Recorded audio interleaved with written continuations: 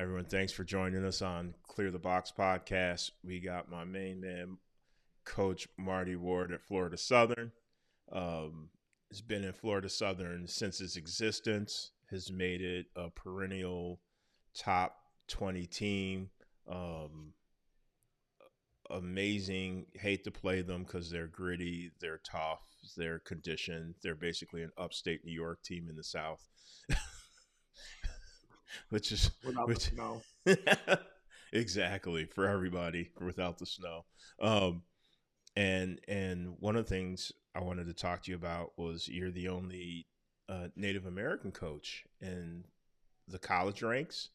Um, Yeah. how does that, factor into your coaching, how you approach it, and everything like that?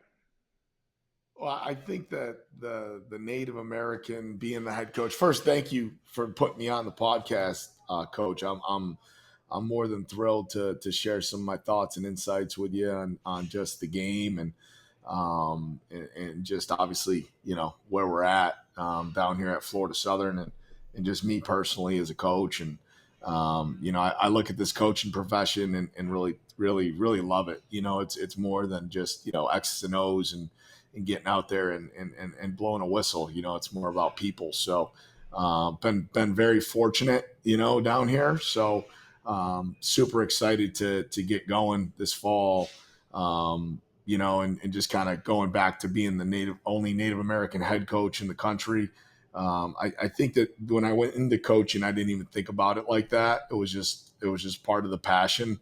And then a couple years after that, it kind of became like not a sense of pride. I would say it's always a sense of pride, but more just basically saying, hey, like, you're representing something more than just your average day-to-day guy who's coaching lacrosse. It's a bigger presence.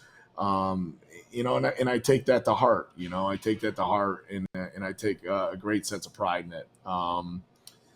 Because people coach for different reasons, right? And I think that me coaching lacrosse was more of, this is what I love. This is what I know how to do. This is what I want to do for the rest of my life. So, why not get into the college world and try and get a great program and develop it and go through, the ebbs and flows of being a college coach and having a program and then just teaching some of the Native American indigenous history of the game and what the roots of the sport really are to my guys. Not overwhelming and pushing per se, but definitely having that heritage piece to what we do here at Florida Southern. Love it, love it. So please forgive my ignorance. You are Cherokee Nation, Yes. and we hear about Onondaga Nation. Yeah. Um, Probably that's the most that we hear in lacrosse. Is there a difference, or what is the difference, and how do you guys come together? Well, I think it's all indigenous people are always together. We're always intertwined, and it's not just indigenous tribes or nations. It's just people in general. Um, that's my thought process on it and philosophy on life, anyways. But my grandfather was Onondaga. He passed away in February. He's a Snipe clan of the Onondaga Nation, and growing up really close with him and in his homestead and where he grew up. He was different kind of upbringing, right? Like he grew up on the res, and then he left the res and was in an orphanage and kind of got away from the quote unquote traditional Haudenosaunee longhouse, teachings while he was in his from 6 to probably around 15. He lived in an orphanage, so for him it was kind of that.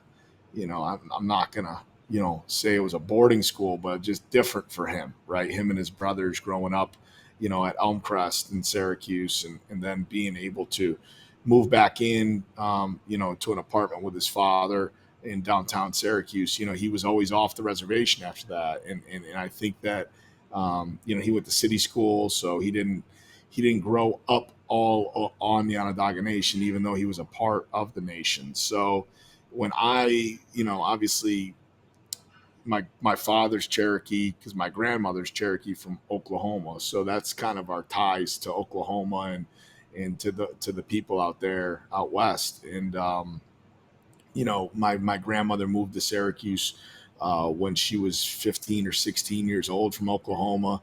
My great grandfather spoke really limited English. It was all Cherokee and Creek language out there that he spoke. So that was a really cool history lesson that I learned from my grandmother growing up, and being able to spend a lot of time in their household.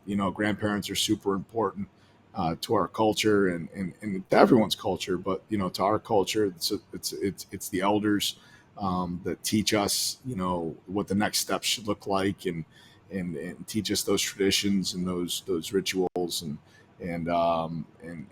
just that spiritual connection with the earth. And I think that being growing up in the valley in Syracuse and being close to the Onondaga Nation and having friends on the nation and having family and people that we could spend time with really tied me into the game at a young age. And I think that was a very important piece of my upbringing, and why I played the game. I was always a kid that I didn't grow up on the reservation. I grew up, like I said, off the reservation in the valley. I went to city schools my whole life.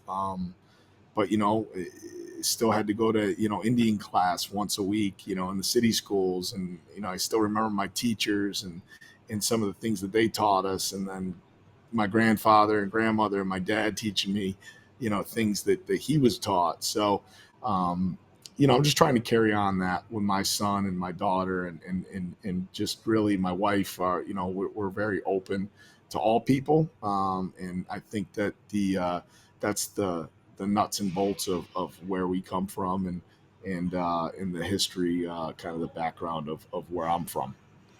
No, that sounds. I was talking to my mom last night. It was her birthday, and we were just going back and just a big. Our family's a big oral history tradition type family, and we were talking about like recipes of my grandmother and that she knows, and I was like, I got to start writing these down because Right, it's just me and my brother. right, So right, we have to remember these. right, and I think that's the beauty of people, when you start really looking at it. It's not always from a book or from what you learn from school. It's from what your family is all about, what they represent.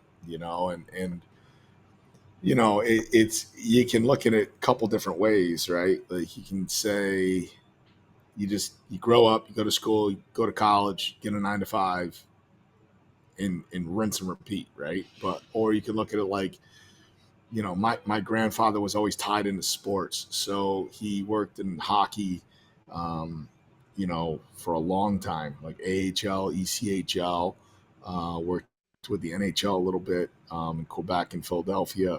And we're talking like early 80s, late 70s hockey, so I grew up around hockey and football my whole life. And then when it came to lacrosse, it was like, yeah, it's something you do. You can do it if you want. I started playing when I was about 5 or 6, and my grandfather didn't teach me how to play the game. He didn't, teach me how to. I don't ever think I had a catch with my grandfather ever with a stick. And my dad taught me how to play. My uncle taught me how to play, and then it was just learning to play myself the way I play, and then um, you know, kind of getting the opportunity to play with the Iroquois Nationals in 2006 was the first really not glimpse, but just tie-in that I had back with the people of the Haudenosaunee, and representing all those indigenous people from all over the world. So I was very fortunate to have that opportunity. Well, let's talk about that. 2014, I believe, right? Yeah, You're part of the Haudenosaunee. I guess now it's Haudenosaunee national team. yeah, I hope I'm pronouncing that right. yeah. And that team, phenomenal run, bronze medal, um, and I have to say, like my favorite player, Brett Bucktooth. um, on that team. Right. Talk to me about that run. That was an interesting group because it was a different group than like in '06 when I came in. It was older guys from the old guard. The guys that played 94, 98, 2002. I was 21, on that team. And I'm like, hey, I got college, in September, but still playing in the world games, right? Against USA and Canada. It was just a great experience. And that was the first team that was tied to Nike too. So we were able to go out to Oregon and have training camp out there at Nike headquarters. That was so cool to do that. It's still a memory I have. That was a great group. And then 2010 came around, and that was with our passport dispute with England. So we weren't able to participate in those World Games in Manchester, which we all felt like we would have been in that bronze medal game again and been able to really compete. And I could have packed it in after that. A couple years after college, I wasn't playing, MLL or pro ball or anything like that, and I was getting into coaching I just decided, hey, I'm going to go one more time. I know it's in Denver. And I had a young goalie, Warren Hill was in the net, and I was able to back him up and be a teammate with him. And that's a guy that I coached in 2012, in Finland on the U19 team that beat USA and won the bronze there. And that was just an all-star studded cast. And I was able to play with some of those guys that I coached in 2012, Randy Statz and Lyle Thompson and Brendan Bomberry and Zach Miller. And those guys were all on the team in 2012. And That's a good playing team. with them. That's a good Right. team. Well, it was a decent squad, right? Johnny Paulus was on that team in 2012. You had some players out there. I think you could, there's a lot of guys. I could list the whole roster and it'd just be an all-star team of guys. But 2014 was like a mix of the old and the new, right? Like it was like, you had, Cody Jamieson, Sid Smith back. Taylor Smoke was on the team playing defense. Jeremy was on the team. Jeremy Thompson facing off for us. We had, a lot of the guys from 2010, and then you had me and Brett and Roger Weiss and some of us older guys that played in 2006 together. And then we had Cam Bomberry, who I played with in 2006, was coaching the team. You had Gaywa Schindler was the GM, who I played with in 2006. Mark Burnham was an assistant coach, who I played with in '06. So it was like this funny, great names, right? It was this group of guys. It was just a great group of guys, right? Like it was a group that, you just look up and down the board. Junior Bucktooth, another great buddy of mine who I played with in '06. He was like 17 when he was on the team in '06. I was, so it's just like a team that was just assembled.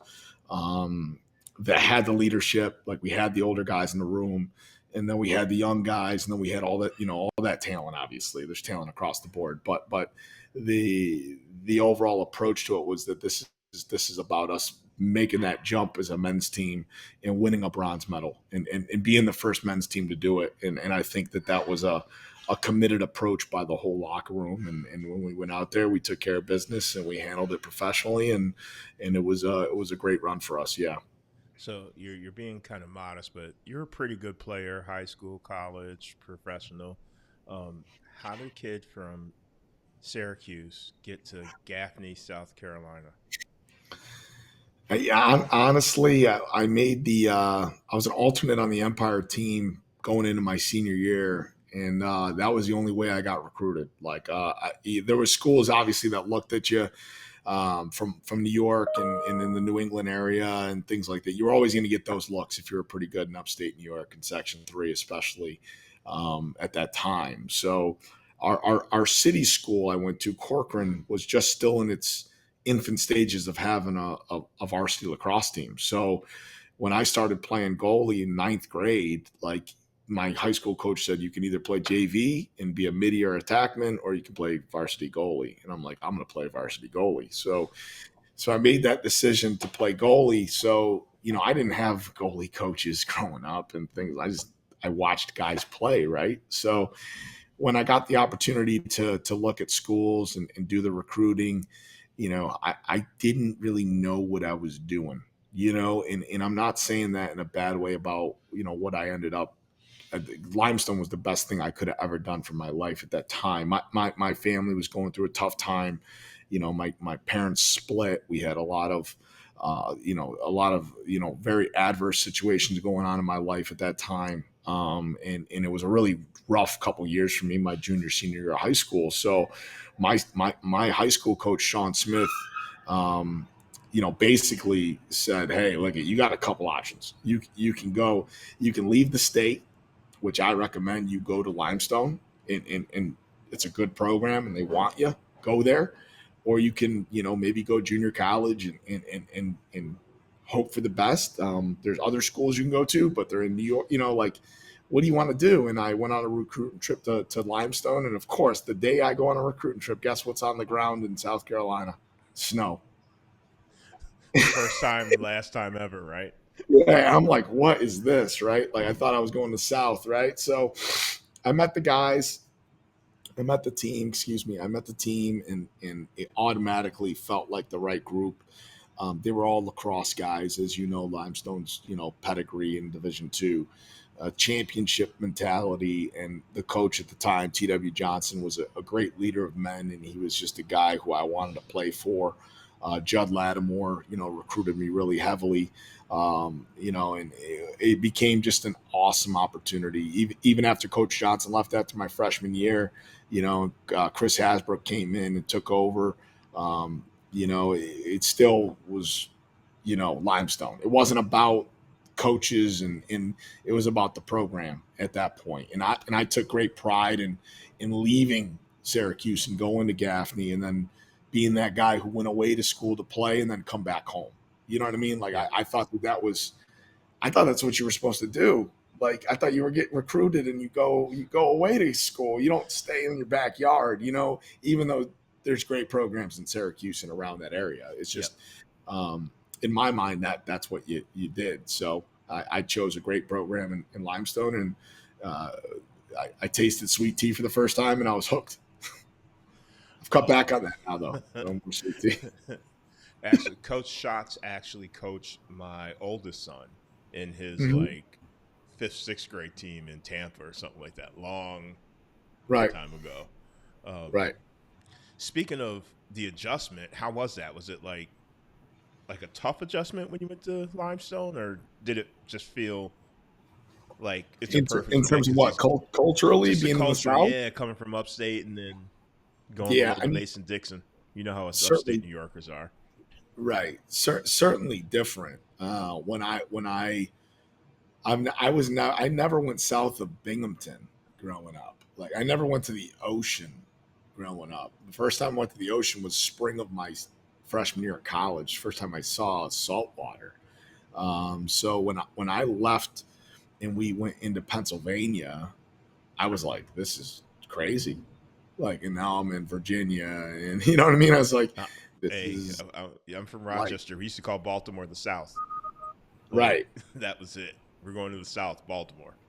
Right. And so, like, when I went to South Carolina, I still remember my grandmother and grandfather drove me down, and they looked, my grandmother looked at me when we went into Gaffney, and she saw the little main street downtown and the light, and there's a train going right through town. And she said, "Are you sure? Are you sure, Marty?" This soft, you know, Cherokee woman just, "Are you sure?" And I go, "Yeah, Graham, I think this is the place for me." And it was great. It was great. I couldn't believe it. But like, at that time, I still remember her saying that to me. And um, it's a great place, and the culturally it was different, no doubt, no doubt. And um, but lacrosse wasn't, coach. You know what I mean? Like, that was. It was ground balls, riding and clearing and slide recover and move the ball on offense, and I'm in the goal. I got to make a save and clear it, and it's like, for me, that was it. And then there was a bunch of guys from Maryland, on the team, and a bunch of Long Island guys, and some guys from Canada. And then Roger Weiss came down to Limestone. He was on a recruiting trip that fall, my freshman year, and he was at Herc, when they had that run at Herkimer. And, he had, the Hiawatha belt tattoo on his calf. And I go up to him and I'm like, hey, man, you native? And he's like, yeah, I'm from Six Nations. And I'm like, I just knew of Six Nations in Ontario, growing up. And he's like, we start hitting it off, and we ended up having he had a great trip down, and he ended up committing to Limestone, and me and Roger spent some time together down there. And that was kind of the tie in there to having a couple of natives on the team, and kind of started that pipeline they have there now. So it's really fun to look back and see us kind of being those first guys that did it. So. Oh man. Well, let's talk about what you've built at Florida Southern and what you're building. You basically started the program, grown it to a perennial powerhouse. Played 8 ranked teams last year alone in one season. Beat powerhouse Lemoyne. Talk to me about the process of building Florida Southern and where you're at now. Yeah, it's funny because it's a program that when I came in year 2 as a defensive coordinator in fall of 09, and I coached that first year, as an assistant. Then I became head coach, in the spring of 2011, and it was kind of like, hey, here you go. Don't crash into a tree. Don't mess it up. And in my mind, I was like, well, okay, well, I kind of know what this is supposed to look like on both sides of the ball and what I want it to look like. But I took over this program when I was 25 as a head coach. And, we won our first win against a top 10 team was that spring. We beat Mars Hill. They were 7th in the country, and we beat them down here. And it was kind of like one of those things where I didn't really know where to go from after that first year to the second year. We had another great year. We ended up losing the conference championship back-to-back years, my first 2 years. And then we kind of had a lull for a year, 2013, and that's when it kind of catches up to you, right? Like year 3, like the honeymoon's over. Like you're there, and now it's like, what are you doing with it now, right? And I had a good group, but we just couldn't put it together. And then, and then 14 came around. That's when we had a really good run. We were ranked in the top 10. And then it was again another lull, 2015. We didn't recruit well enough to stay where we needed to be. And that was me looking back on it now, at 37 and been in the program, it's my 13th season. I can look back and say we did a poor job shaping that 2015 team into where it needed to be so we could stay in the top 10.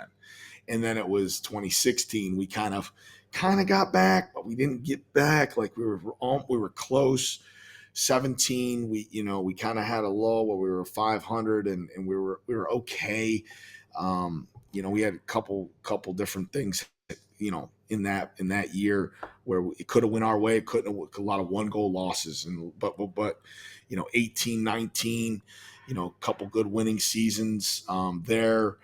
Beat Mesa, who was 4th in the country. We beat a lot of ranked teams. We've been in, beat top 10 teams in the past. And then it was 2020, we started a little slow, but then we beat Mount Olive down here. We were ranked 19th in the country when COVID hit. And then it was 2021 after COVID. And it was hey, we can't do anything, we can't practice. We just, we're just, and we're developing this culture. And I still remember that was the whole premise of what I'm getting at is we've put together this plan. And I think it shifted from 2011 to 2015 to 2015 to 2020. And now it's shifted again to a different type of culture that we have here. And, last year that was a testament to that was, we always like to say here, our culture is built around hard work and accountability. And I think that those are the two things that, people talk about, but it's not coming from just the coaches. It's coming from the players. And when you really design a culture where it's a player-led team, I think that it becomes extreme ownership for these guys, and when they own it, it means a little more, and I always like to tell these guys, hey, it's your ship. I'm here, I'm steering the boat, man, but like, you guys, however clean you want the bathrooms is going to be up to you. So let's make sure we're taking care of our stuff, and we're doing it right. And we can't ever be too big to do the little things. And I think that that's where we're really turning a corner, culturally, leadership wise. We want to develop leaders in this program, not just lacrosse players. And when we're recruiting, that's another piece that we look at. And character and sports are so important. So yeah, we're very fortunate right now. We're on the come up, they would say. I think we're still got a big, we still got a chip on our shoulder, and we're still going to be a team that's trying to prove ourselves each day, and really push the envelope here. So No, there's so many good places I want to go with that, but let's go with the recruiting piece. Um, right, you and I have talked about this a ton over the years, and it's you created the D2 showcase, right, and you and I would always be at events, and we'd be talking about the level of a D2 player and right, the perception of a D2 player of not being a high talent caliber and a high academic caliber. right, But we would talk and be like, well, we know the difference. right, So, right. no, go Yeah, ahead. I mean, no, just building off of that, like the D2 showcase was something that I felt like was not just a something to do. It was like, hey, let's highlight these programs and these coaches, and what they bring to the game, because for so long, being a player in D2 and now being a coach in D2 for as long as I've been, it was looked at, especially early in my career as I coached in the early 2010s, and like, still looked at as like kind of a Passover division. Like, you'd have, it's D2, the tournament's not big. It's hard to make the tournament. Like, this is stuff I'd hear like, oh, well, he's a D2 guy. Like, well, what's a D2 guy? Tell me Yeah, what a D2 guy is, because exactly. I was a D2 guy. Yeah, So, I look at it like, yeah, like, I know a lot of guys from New York Tech and Adelphi and Lemoyne and Lime, that would, from the early 2000s, would say a D2 guy is pretty good lacrosse I mean, player. how many pros are So, D2 guys? right. And I think that what Limestone did during the mid 2010s was huge. How they went on that run and kind of won 3 out of 4, and Reisman's was on the team, and Mike Messenger, and those are like elite players, right? And then Lemoyne's been able to sustain for so long, and you got the Mercy Hearses, and you got the Adelphis. Like I said, it's a shame New York Tech's not still around. Yep. I still Yep. breaks my heart, not having New York Tech in the division. But like, D1 had to take out, CW Post from us, LIU. They, it's kind of like some of that's a little, that's a little sad for D2. Showcase was like, together, let's teach people what D2 is all about. And we've been able to do that for 5 years, and get people excited about the division a little bit. And then, just the recruiting of the student athlete. We're recruiting high level, high character, high academic kids. It's not like, That's the we're part looking that gets me.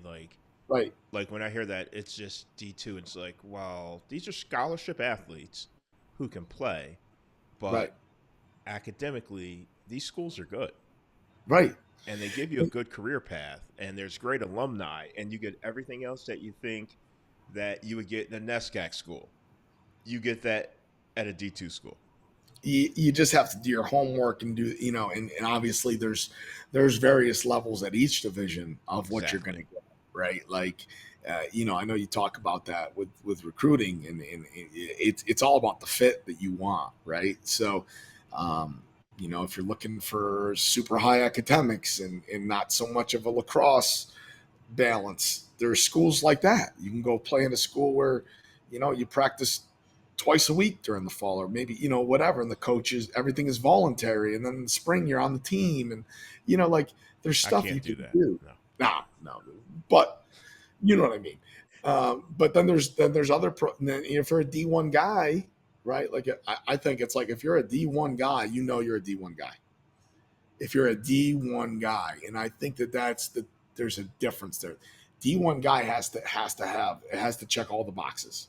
It's got to be, and it's got to be mental too, because of the workload that you're going to get in Division One. Well, quick sidebar. I've been, again, I help families Mm-hmm. and kids with recruiting, and I had a family swear to me that their kid was D1. Mm-hmm. And I said, yes, he is D1, but there's high level, there's a mid level, and there's a low level. Mm-hmm. I'm probably going to get killed for this, but it's true. And so No, no, it's every division.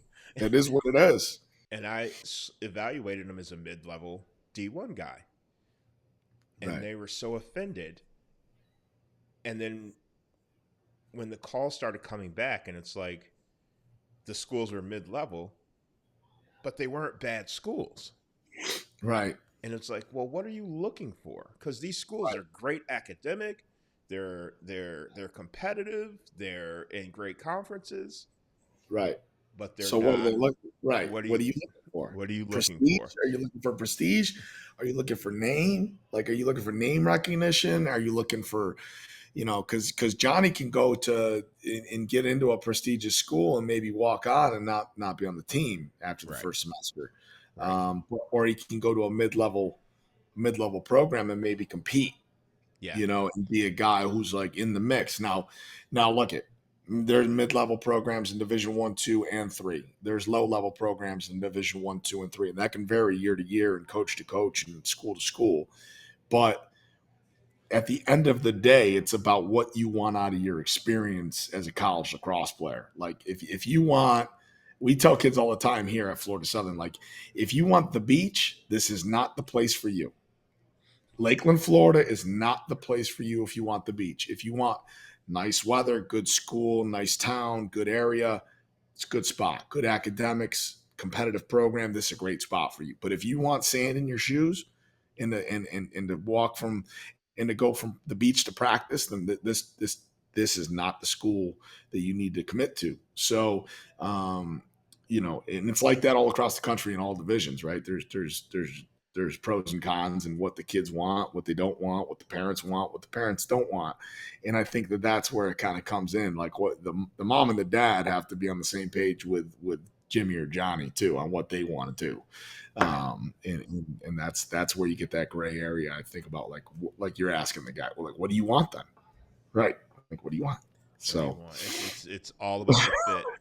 And I right. say it's just so funny because it's like a mid-level school, you're going to probably be an all-conference player. You're probably going to be, within your 4 years, you Yeah. have a chance to be an all-conference player. Maybe make a run at the conference championship, get an NCAA tournament, first or second round. No, that's not good.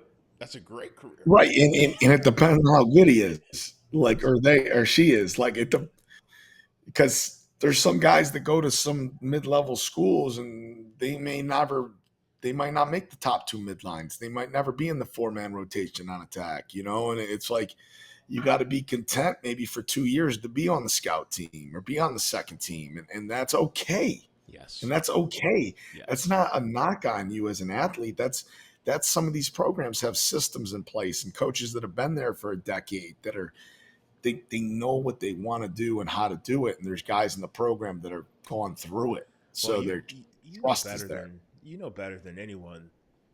Without the scout team, you don't have a great team. You have to have complete buy-in from your first, second scout team, no doubt. Your scout team gives you the look that you need to do great in the game. I think at the high levels, it's super imperative. I think you can get away with it maybe a little bit in some regards in certain programs. If you don't have a roster that can fill out a scout team, you can kind of make that second team a little bit your scout team. Kind of where we're at now. It's like, first, second team, scout team, third team. Like that's kind of how we look at it. So you're going to compete to want to be on that scout team for sure. No, definitely. So, All right, so let's get into some fun stuff. I okay. saw your DJ Premier retweeted you and your son uh, Primo. rocking some Gangstar, and um, I thought that was awesome, man. Yeah. That was awesome. So let's talk a little hip hop. I need your top 5 rappers. I thought about this, right? And I've told myself a million times I don't have any top 5 rappers, right? Like, because it goes in my head every day. I'm a big rap fan, huge hip hop fan, like huge hip hop fan, and I like rap from like the beginning, right? Like the beginnings of hip hop, right? All the all the way till whatever came out yesterday. I'll listen to anything. Now, there's certain genres of it that I won't really relate to or really like, but like I'm a hip hop fan. I'm a music fan in general, but um, top 5 rappers is tough for me. But I gotta go. It's an interesting list I have here written up. I actually have 1, 2, 3, 4, 5. I have 8 names on this list, but I'm only gonna pick 5 of them, and I'm gonna go a little bit offbeat with a couple. Okay, my all time favorite rapper of all time is Jadakiss from the Locks. It's All time. not a I, bad one. I would put Jadakiss against anybody, anytime, anywhere, and expect if he doesn't win. And I'm not talking battle. I'm talking song for song, whatever. Just his presence, his demeanor, his punchlines, everything he does, the raspy voice, everything is just my favorite. My second is Guru from Gangstar. So DJ Premier and Guru formed Gangstar, um, and Guru just so smooth. His delivery, his monotone flow over the DJ Premier beats is like, it's hard to get better than that too. That's a combo. That's a lethal That's a combination. combo. You just took That's me a combo. back to riding the back of the bus with my to Fairport High School with my Boost bass system, listening Oh, to okay. Gangstar. If you have Mass Appeal playing, gotta That love used to it. be before the games. That used to be it. Gangstar. You used to play a Yep, lot of Gangstar. a lot of Nice. Gangstar. Love it. Love it. Yeah, and they're a great group. My third, I'm gonna go with Biggie. I love Notorious B.I.G., but I can't go with Biggie, right, and not go with Big Pun. So that's like for me, I'm like in my friend circle, I'm like an oddity because I have Big Pun in the mix, right? I'm not So mad at that either. right, I look at Biggie, right? He had 2 albums that he did, right? And Pun had 2 albums he did. Yeah, Biggie's are classics, but in my opinion, Pun is can hang. You I know what I see mean? you're a So lyricist guy. I like right, this. I yeah, like yeah, this. a little deeper on that. Um, and then my fifth one's going to be a toss up. You know, I gotta go with a guy who I think is a little bit underrated in certain circles, but definitely acknowledged by a lot of the street genre, and that's he kind of can relate to both, and that's KRS-One. Knowledge reigns supreme over nearly everybody, and I think that KRS is he could sit there and talk to you about philosophy. He can sit there and talk to you about break beats. He can sit there and talk to you about anything to do with life in general. And he can rap about it and make it a great song. So that would be my top 5.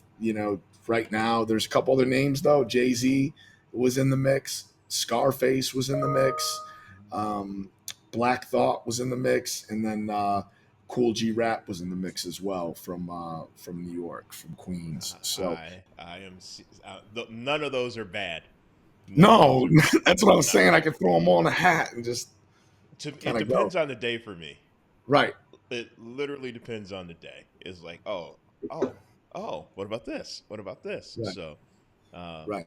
I get all the new stuff. Well, you probably do too with all the kids, right? You hear all the new rappers and Yeah, it's funny because I don't listen to like I I get the new stuff. Like there's a lot of new artists out there, but I'm also like looking at my new artists that I like too, like Flea Lord, the Griselda crew with Benny the Butcher and West Side Gun and Conway the Machine, and I Gotta like stay everything. upstate. I like everything they do. And then it goes down to the South, and there's a lot of good Southern rappers now. I think that kid Jid had a really good Great album. album. Yeah. There's Joey Badass had a good album this year. Yep. Really, really good album. Black Thought dropped something I think during the pandemic that was out of control. But overall, like, I'm doing, it's funny. I'll do my due diligence on kids, on new guys coming up now too. Cause I want to find that next lyricist or that next, the guy with the 38 Special is another one from Rochester, and him, him and Ito from Rochester too. Those two guys they're doing great. And then Ransom from New Jersey too is another my favorite. Come on. Ransom's my favorite. That's another level, though. That's another whole level. You can't. There's certain, Every day going to work, I keep the Ransom on. Okay. Got to. It's so funny. Like I said, my 21-year-old, he gives me all the young boy fire. Right, which is good too. It's good. I can only listen to 1 or 2 songs, and then I get too hyped, and I'm like, all right, I gotta. Yeah, Rome Streets too. Rome Streets with Rand, he's going to be coming out with an album too that I like. I think he's going to be around for a while. And that's what that's what we're talking about, right? It's like that longevity of that genre of music. It's like I was born in '85, so like coming out and growing up in the '90s with like Mobb Deep and being in Syracuse with the Locks and like New York influence heavy, but then like being an Outkast fan, you know what I mean? When you're getting into the South, and like then when I went to school in the South, it was all Atlanta rap. Yep. All that crunk rap. You know what I mean? So you got it all. It's just it's a library, man. So you can talk. The recruits can come in the office and you can talk scholarship and you can talk rap. I can whatever you want to talk about. You got it. We can talk, man. As long as it's a good fit, we'll be all right. So, well, Coach, this is awesome. Thank you so much for your time. I can't wait. I gotta, as I told you, I'm looking for condos down in Florida. Right. I live down there. I spend so much money on hotels, I might as well buy a place. So get a place. We were at Disney last week. We did the Food and Wine Festival for our anniversary. Me and my wife. What a great time that was. Congrats on that. But thank you. My son loves it, and my wife or my daughters too. And she's a big Mickey and Minnie fan already. So we're Central Florida's a great place to live. So I'm gonna be down there. I'm gonna be that dad that gets the balls behind the cage and throws them to you in practice. All good. We need that. Awesome, Coach. Thank you so much.